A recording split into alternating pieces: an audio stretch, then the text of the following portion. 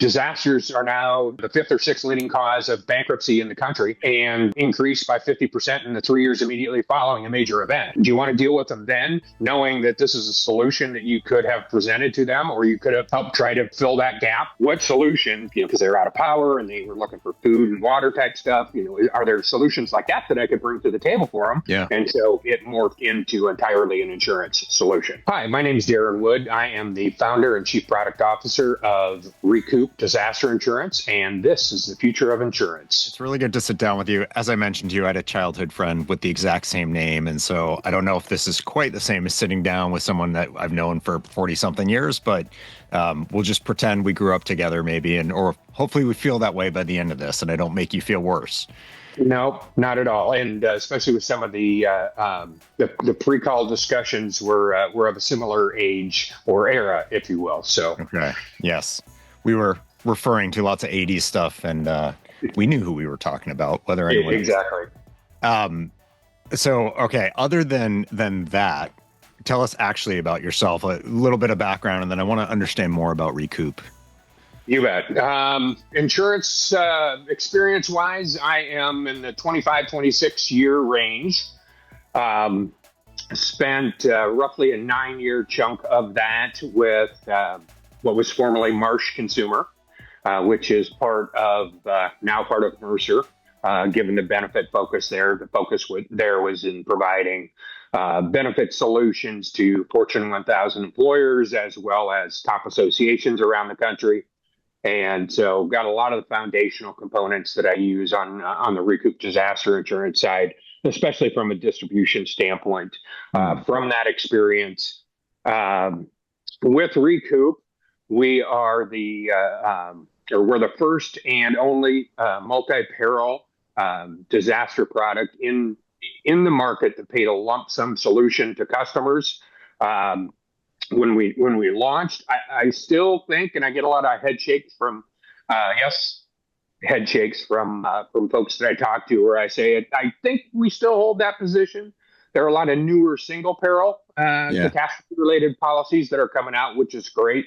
Definitely needed in the marketplace. But I kind of feel like a little bit of the old guy in the room from that standpoint. Having started Recoop back in 2013, kind of as a one-man band. Wow. It was in close proximity to Superstorm Sandy, which was really the impetus for just the year before. Yep, exactly. And seeing the trials and tribulations that people had to go through there, the whole wind versus water debacle, in areas that were not in a floodplain and had experienced that. They were out of power for 3-4 weeks at a time. And really, it started off as, ironically, what solutions? And I was thinking, because they were out of power and they were looking for food and water type stuff. Are there solutions like that I could bring to the table for them? Yeah. And then I'm like, well, you're in the insurance industry, dummy. Why don't you, package an insurance solution there? And in very short order thereafter, the more research I did, the fewer solutions I found and the more gaps that I became aware of. Yeah. And so, again, in short order, it morphed into entirely an insurance solution. And so I want to understand this more, because my first thought in looking at it was this is in the sort of property insurance realm, but then I hear your background in the benefits side, and I was like, well, that's a weird background again. But as you start to talk about it, I'm like, wait, this is almost like a marriage of the concepts behind the two spaces. Am I reading that right, or is there something else? Like, am I missing something in this? No, you're spot on there. My first entree into the insurance marketplace, I was a captive insurance agent for a company, MSI Insurance, which eventually became part of Country Financial. Yeah. And so your typical auto, home, life insurance agent. Okay. And so back in the day there, we had our rating books. Right. It wasn't electronic. And so we had to go through and do the rating for the houses and whatnot and, estimate the replacement costs. And so I've got that experience from that standpoint on the property side and going through and, understanding, the generation of the replacement costs and, as well as the different gaps and deductibles, et cetera, that the consumers are faced with. And again, as I said, post Sandy, looking for solutions there that could help folks, and there just weren't a lot available. And so, from a supplementary standpoint, which is what Recoop is, it's not a property policy. It falls under Type 33, Subtype 001, which is miscellaneous other personal lines. And we're jumping ahead, but in most states, that is where we fall. There are a couple states from an admitted basis where we end up as something I wouldn't have anticipated. In one state, we're other casualty, and in another state, we are inland marine. I would have thought inland marine just because it tends to be a way to solve for that which the regulator may not understand where to place. But I wouldn't have thought casualty. Yeah, I pushed as hard as possible, in the discussions with the various DLIs. And again, I'm jumping ahead, but we're approved in 47 states plus the District of Columbia. New York, New Hampshire, and New Jersey are left, and it's looking like we'll have those wrapped up here, hopefully, in the next few months. And so that'll be on an admitted basis. On an admitted basis. Wow, that's great. Yep. So I'm excited about that. And that's been a 4-year journey in and of itself. Started filing in 2020, if you will. Yeah. So additional experience on top of that. I was a division president for Holmes Murphy in the Des Moines area, which was at the time, I think, the 22nd largest insurance broker. And that was kind of my first soiree into the entrepreneurial space, where I provided value-added solutions to the brokerage clients for Holmes Murphy across both their P&C as well as their benefit customers. And then way back, my first adult job, I was a soldier in the Army for 5 years. And so that really laid a lot of foundational work for me. Yeah. Mission and purpose. Yep, exactly. Yeah. Exactly. A lot of growing up and enjoyed it. Yeah. Well, it's a fantastic background, and I'm picking apart like why the pieces fit together in the way they do, including that sense of mission and purpose to go back to what I just said around seeing people in need, not having the right kind of solution, and saying, listen, I got to put something together and solve for this. Absolutely. And I was in the first Gulf War. My job, I was a scout forward reconnaissance there. And we saw just the impact that a lack of resources manifest in person. Where in one case we had a mom with an infant come up and in the middle of the desert begging for water and food, and so we gave her as much as we could, and she wasn't the only one. With people surrendering left and right, during that event, it was food and water were at a premium because they were not well supplied. And so that's a good point. I hadn't correlated the two, but that has obviously stayed with me. And left a lasting imprint. Yeah. So I want to understand a little bit better of specifically, like, how does it work? So you said it's a single lump sum. Is it parametric? Is there a schedule for what the lump sum is? Is that what you're buying? Like, what is structurally? I'm really curious. And people who watch the show have caught this theme in multiple episodes, where I think we're at a really key inflection point where the traditional policies that, frankly, coming up on 75, 80, 90 years old in their original form, we've iterated and tweaked, but the core essence is still the same.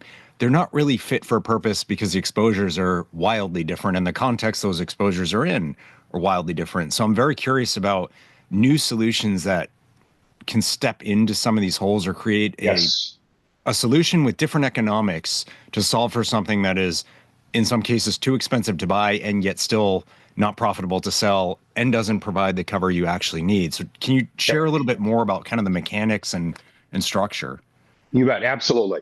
So with Recoop, we offer 5 different coverage levels, starting at $5,000 up to $25,000 in $5,000 increments. Okay. And so the consumer elects what they deem is appropriate for their situation. We ask that they have an underlying home or renter's policy only from the standpoint of, well, I'm basically using that as proof of insurability. Okay. If they've got that, it's a structure that's standing and it's not half falling over. Yeah. And so trying to keep it streamlined. We're not parametric, but we've got some parametric characteristics, if you will. Yeah. And so they elect the coverage. And then in addition to that, as long as it's not a mobile or a manufactured home, which was a reinsurance requirement, then we're good to go. So renters or homeowners, either one is fine.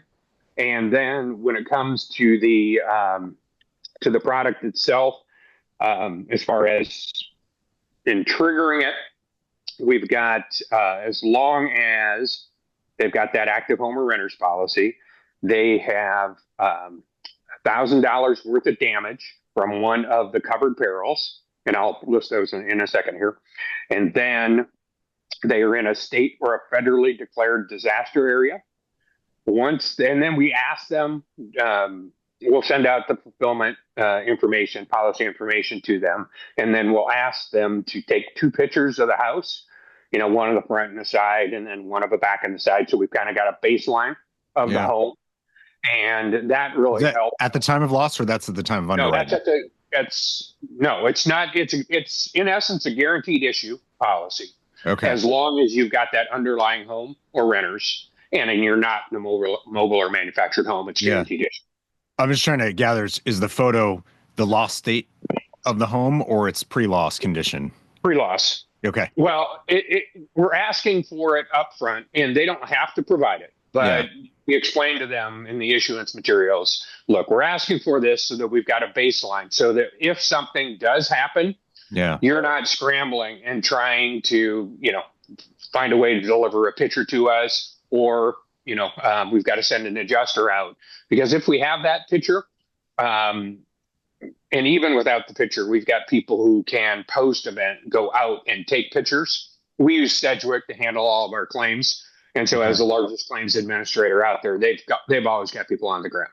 And so from that standpoint, if we've got the picture either before or after, they can remotely adjudicate 98% of the cases. And then we can get the funds direct deposited into their account within 24 to 48 hours. Yeah. And so that's really the key there for them. You said it's lump sum, so it's over 1,000, but it's only 4,000. So that's where I was wondering if it's sort of parametric in that sense, like not the trigger, but the payout.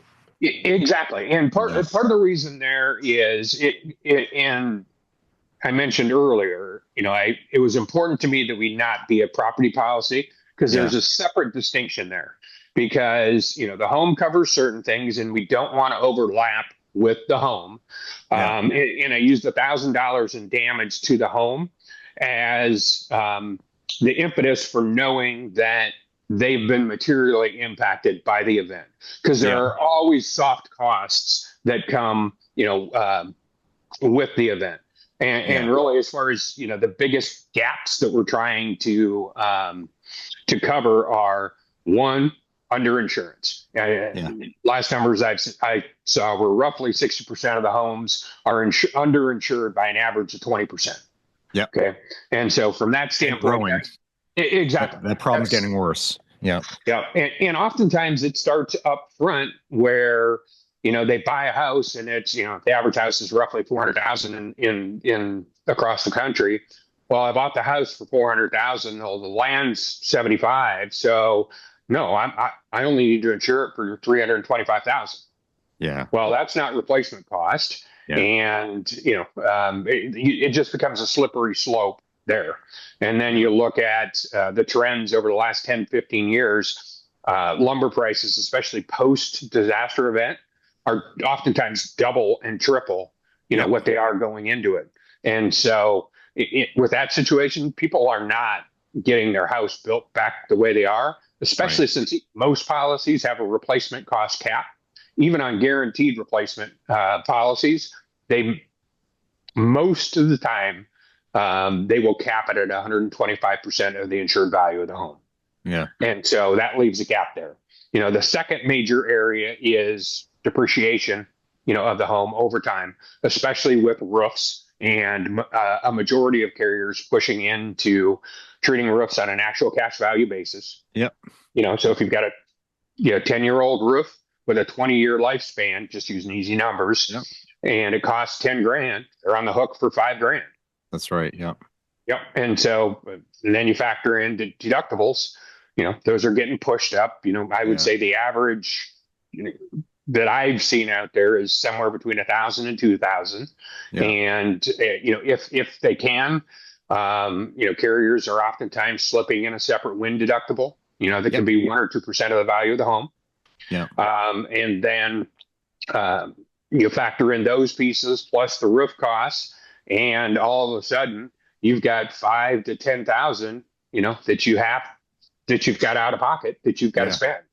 And when you look at, when you contrast that with the financial condition of families in the country, where, a quarter of the families have no savings, the average savings is $4,000, and 60% don't have an emergency fund.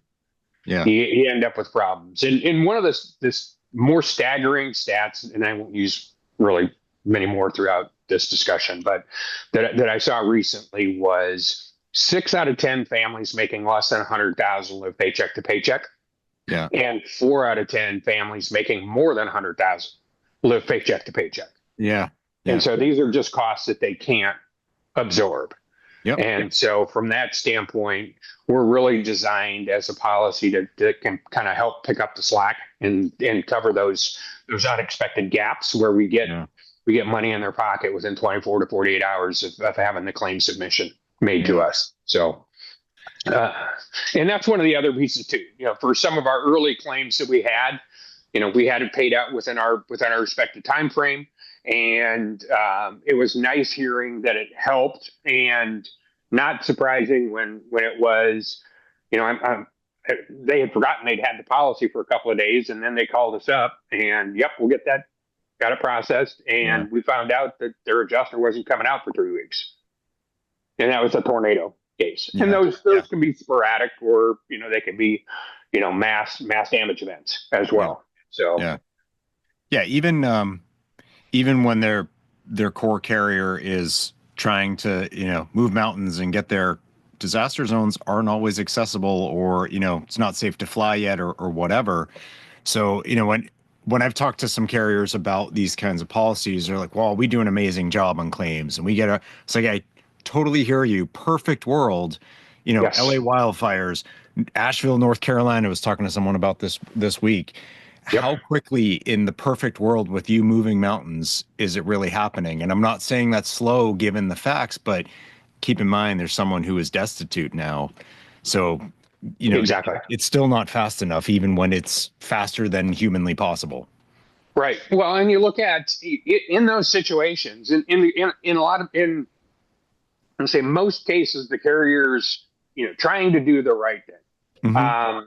There's still cases where there's slow plays by a few bad actors out there. Yep. But by and large, the P&C industry is, trying to do the right thing. They've got CAT teams and whatnot. But still in cases like that, for additional living expenses, loss of use type of situations, oftentimes you've got to meet your deductible first for the home, before those will kick in. Yeah. And how many people have either the cash or the credit, given the financial stats that we talked about, that can absorb those additional costs, that can afford the extra gas for a commute. Especially if you're looking in a small town where there's a limit on the number of motels, you may be 50 miles away or 75 miles away from where you got to go, either to get the kids to school or to work, and so those are challenges that are often overlooked, and are some of the things that we pick up. In addition to, we'll factor in, we've got a couple of states where they deemed us too close to a parametric and would not allow the policy as is. And so we added, there's actually, I want to say 3 states, but so we built what we called an incurred loss endorsement, which basically they required us to adjudicate all losses there. And so in those situations, for example, with the impact of disasters on small businesses and the rate of ones that don't reopen, or that their work is shut down and people are hourly, that they're not working, and so we've built in the ability for them to add those factors on there as well, lost wages and having to pay for health insurance and different things along those lines to get them easily up to the full face value of their policy whenever possible. So I was going to ask you about some of the challenges. I've worked with some parametric folks, and I've heard some of the pushback. It's gambling, and the other sorts of things that I think when you take a traditional indemnity lens to something that is not traditional indemnity, suddenly it's wrong. Well, that's fine, but that's like saying, this piece of chocolate tastes nothing like a hamburger. It's like, well, because you're using a hamburger lens and something that is not, and judging it wrong. What are some of you've mentioned one of them. What are some of the complications, maybe from a regulatory side, but I'm actually more interested on kind of the industry response, or from a distribution and consumer standpoint in getting adoption, and how have you faced that? Yep, good question. And I would say the biggest challenge that we've had, and we've done a wonderful job, or my team has done a wonderful job in bringing on distribution partners with a focus on the space that I knew well, that group benefits, voluntary benefits and associations and distribution through large it seems like a great fit. And the mortgage, it's a natural fit.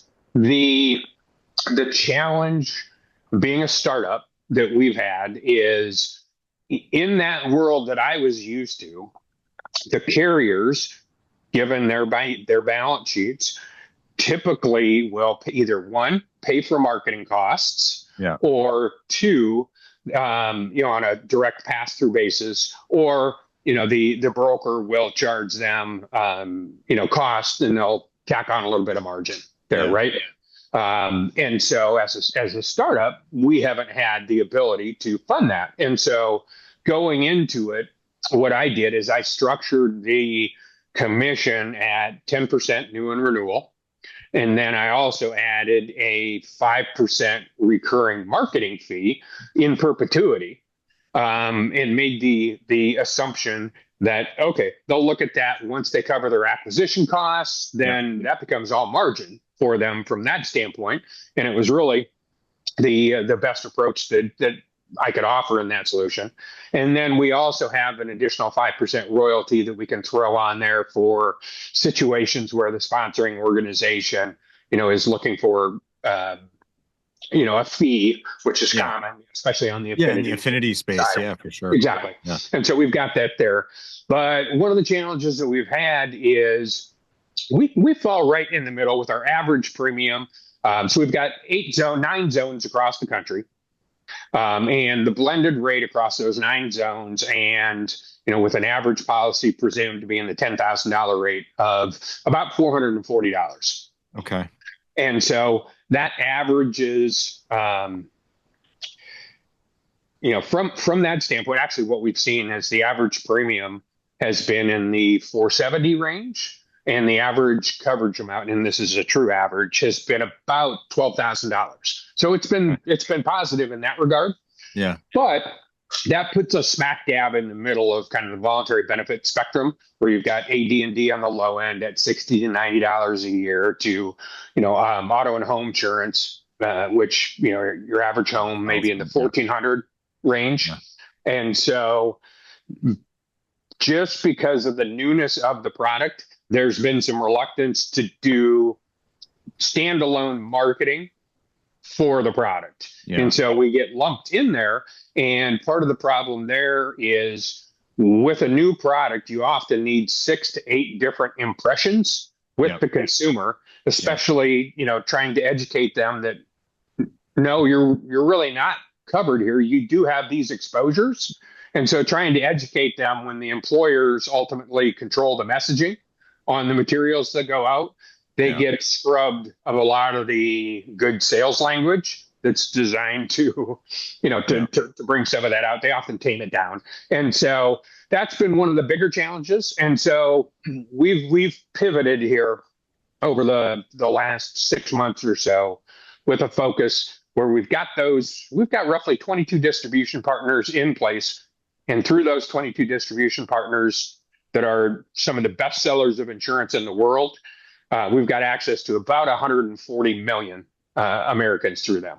And so now we're trying to take it the other way, where we're going to the independent agent force or through the agency force of some of the larger insurers, where we've got some that have said, yep, we want to do this. And so we've got a group of 8 to 10,000 agents that are, it's getting rolled out to, another large insurers doing it as a pilot with some of their offices, and then with the intent of them rolling it out, to their entire agent force to offer it as a complementary solution. And because that's one of the things, we are complementary in that they don't want to provide first dollar coverage, and we provide first dollar coverage. Yeah. And so from that standpoint, we help them. And the other area that I really think it helps is, we talked about 60% of the homes being underinsured. Yeah. Well, this is an opportunity for them to meet with their insured, their customer, to say, look, you're not going to get your house, restored to the value of where it stands today. And so you should really be increasing the coverage amount that you have on your home to try and decrease that gap. Better to do it now than to realize it post claim when, sorry, you're $80,000 short of having your house back. Yeah. And so go ahead. No, I'm curious where does all this go then? Because I have been really bullish on solutions like this, that something is very broken in the traditional approach with the current situation. The economics of solving for that with the traditional offering are not feasible for, those same financials you're talking about for people who don't have an emergency fund, don't have, living paycheck to paycheck, to move to, their insured to value being in the right spot, to have complete coverage, to have a deductible they could actually survive. And, a lot of people, $5,000-$10,000 deductible would ruin them as much as losing their house would. At that point, exactly, you're bankrupt either way. Is the answer kind of these pieces, or like longer term, do you see things start to come together and it's a grouping of solutions into a new version of what homeowners insurance or, other coverages may be? Potentially. I think that's one route that it could go. What do you see? It's hard to tell right now, just because of the driver are the number of events, right? Yeah. Whether it's the wildfires, whether it's the Cat 4 hurricanes that push up. I'm in Nashville, that push up through eastern Tennessee into western North Carolina. Yeah. And now they've got wildfires in western North Carolina, as well. Yeah. And so the prevalence of events are going to be there. And so there's always that push-pull on, hey, what can we afford? And we're affordable. And so ideally, an insured is that we get to them and we can say, hey, take a look at your home policy, find out where you can get there. And then as far as if you can increase the value, maybe you have to tweak things working with your agent a little bit. But then it also depends. There's always a balance there, often driven by their budgetary restraints, or constraints. But, if their primary concern are catastrophe related perils, which I didn't mention this before, so I'm going to slip it in here now. Yeah. So Recoop covers hurricanes with storm surge, wildfires, tornadoes, earthquakes, winter storms, over a certain threshold of ice snow combo, dust storms, and then gas explosions, which is the only one there's two things there. Gas explosions at present don't require a disaster declaration. And I put that more in, quite frankly, to try and have more stickiness in major metropolitan cities, because those are events that displace people, and they happen, unfortunately, on a semi-common Yeah, there's some regularity to them. Yeah, there's some regularity. Yeah. Thank you. And then with tornadoes, right now we require a disaster declaration, but once we get the final 3 states in place, we're going to go back and make a change to where we remove that requirement. Because if you're just thinking about the nature of tornadoes, they come up, hit a few houses, go back up, and then they'll stay back, or sometimes they'll come back down and they're on the ground for 50 miles. Yep. But it's arbitrary, and we shouldn't be punishing that cluster of 2 or 3 homes that got hit and then it went away and didn't come back down. And so they were hit by the tornado. So the right thing to do there is to remove that, which we've got our carriers support on. And so given those combination of 7 perils that we're covering there, and then you've got the home policy there, if the consumer's primary focus is covering the major exposures, really the cat side, then there's a balance that can be had where they can look at potentially increasing the deductible on their home. Yeah. And then, with the Recoop policy in there, we can help cover that gap there, but they have to be aware that, hey, in any case, we're going to explain to them up front, just be aware that by doing this, if a fire happens, that deductible still is out there and you've raised it. So you've got to be able to handle that. So that's one that's kind of a rub, and we haven't used it a whole lot, but it's more that we use in a speaking point, with folks if we've got them on the phone, or, as we deal more with the agents, that's one of those pieces that, hey, what's the right thing for the customer? Yeah. Maybe it's the wind deductible, or, depending where they are, if they have some of those mechanisms. Exactly. So they're not overly exposing themselves across, a broader set of more day-to-day risks that you may face. Yep, exactly. Yeah, whether it's a wind deductible or, earthquake, if they've got that, but, a little more limited geographically speaking. Yeah. Although broader than a lot of people think.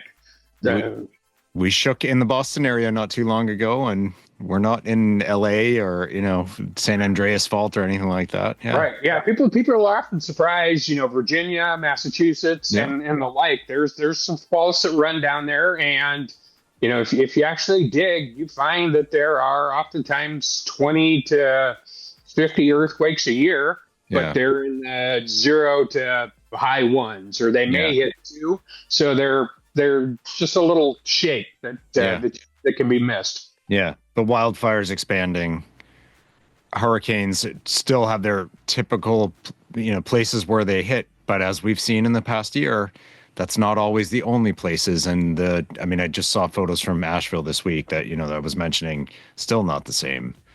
No. It's terrible.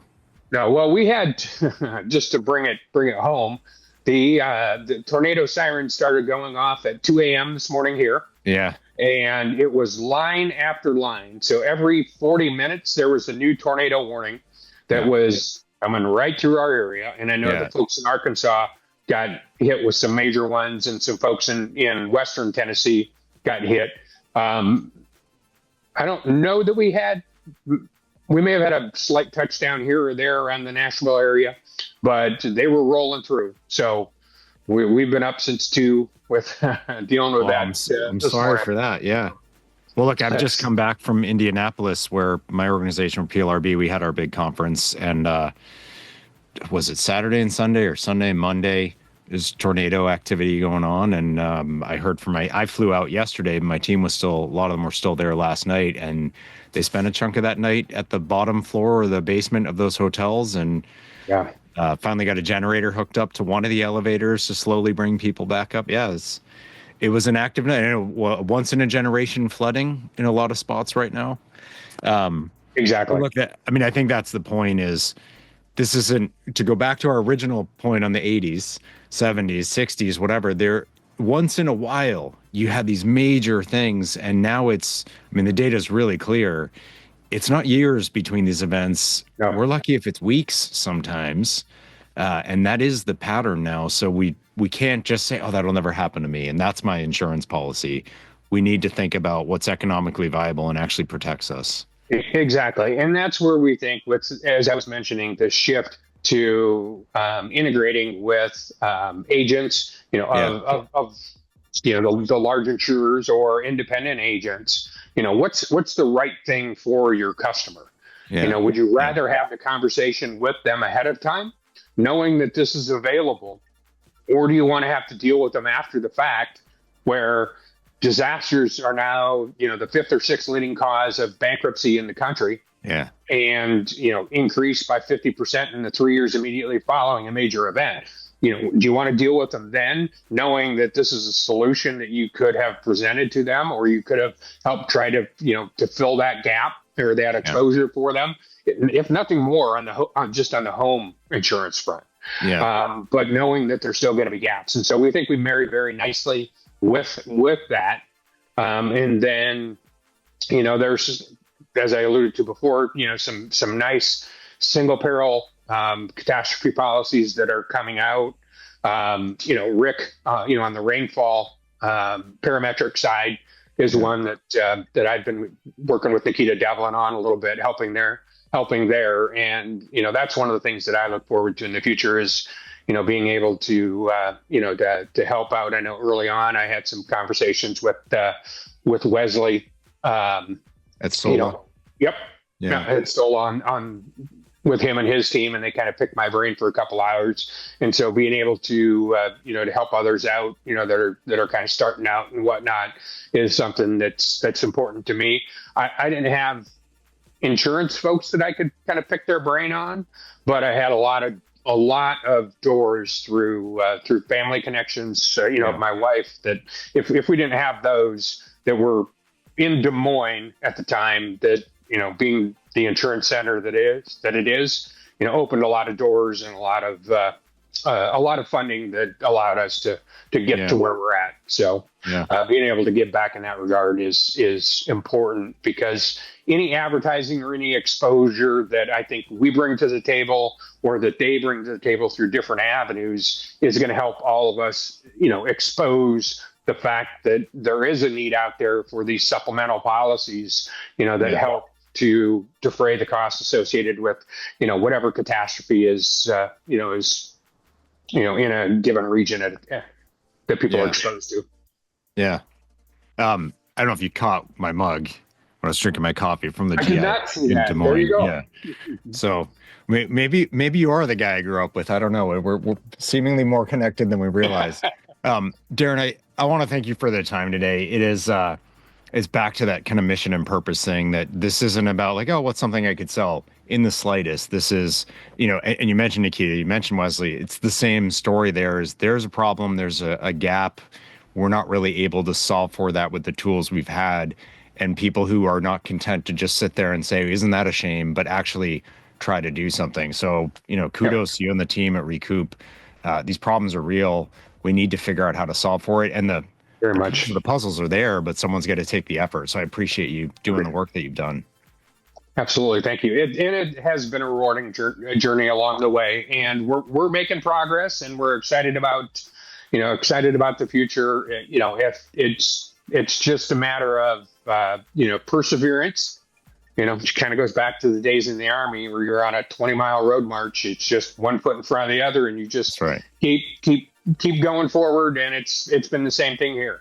You just keep plugging away, and you get those 6 to 8 contacts, and you gradually continue to increase the policy base, and the exposure, and people hear about it more, which benefits everybody across the board from a gap and in a getting the right coverage in place perspective, so that it can mitigate some of the exposures that people just can't afford. Yeah, really well said, Darren. Thank you so much for the time today. All right. Thanks, Brian.